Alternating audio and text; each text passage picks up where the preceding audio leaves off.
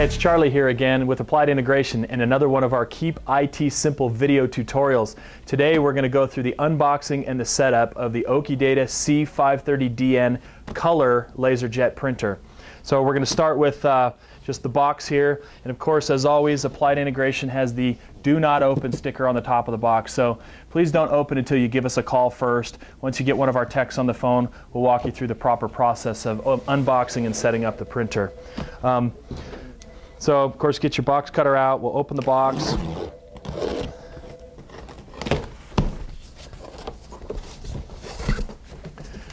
And again, as a double check, stop sign means don't do anything until you call us, please, because we don't want you to lose anything or mess anything up with the printer. Pull this off the top. This is a power cord, instructions, and a CD that we'll talk about later. Pull your foam packaging off the top. Now you might need a little help with this because the printer's bagged in a bag.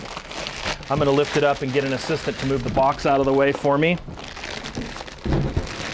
Now it is sealed, so you'll need to take your box cutter, cut along the top of the wrapping to get that open, and then you'll just slip it down on the sides to get the printer out of the packaging. Okay, now that we've got the printer unboxed, there's quite a bit of tape and different parts and things that we need to take off of this. So we're going to start at the top. This is just a instruction paper that you can set aside. You don't really need that.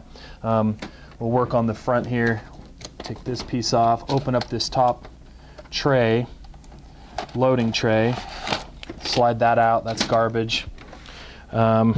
These silica gels that are on here that say do not eat, don't eat those. Throw those away. On the sides of the printer, we have one over the power switch here, and then on the back, another piece of blue tape here on the back corner. And this button here is your release button for the loader to get into where your toners and stuff are. So we'll pull that up. There's a piece of tape on the top here. And as you can see inside, they've protected each of the colored toners with these orange pieces and also the transfer. So we'll pull these off, throw those away.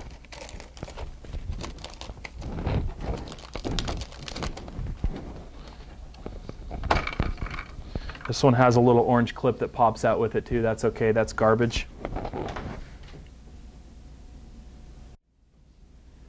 Okay, so now that we've got all the packaging materials off of the printer, the next step is to dump the toner powder onto the drum.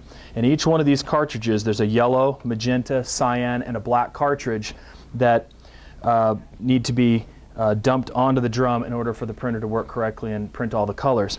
So as you can see here, there's a blue slider, and it slides from left to right. On the left-hand side, it shows an unlock, and on the right-hand side, there's a little lock here. And what you want to do is hold on to the toner cartridge and slide this over to the lock position until it snaps. That's going to dump the toner down into the drum.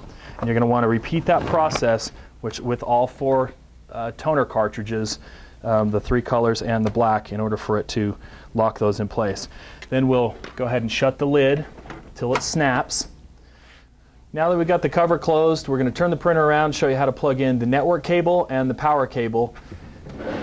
On the back side here, you'll see this is your plug for your power, and there's a little door here that holds the network cable. So we're going to get our bag that came with our printer and pull out the network cable and the power cable. Power cable is just like any other PC or printer power cable. It plugs in, only goes one way. Make sure that's secure and pushed all the way in there. And then on the door here, this door may pop off. It's just held on by a couple little, it's just sort of hanging there on some hinges. So don't panic if this pops off. You didn't break anything. But with our network cable, of course, that also goes in one way. You're going to want to see and push that in all the way till it snaps. Make sure that's insecure, and then you can go ahead and put your door back on.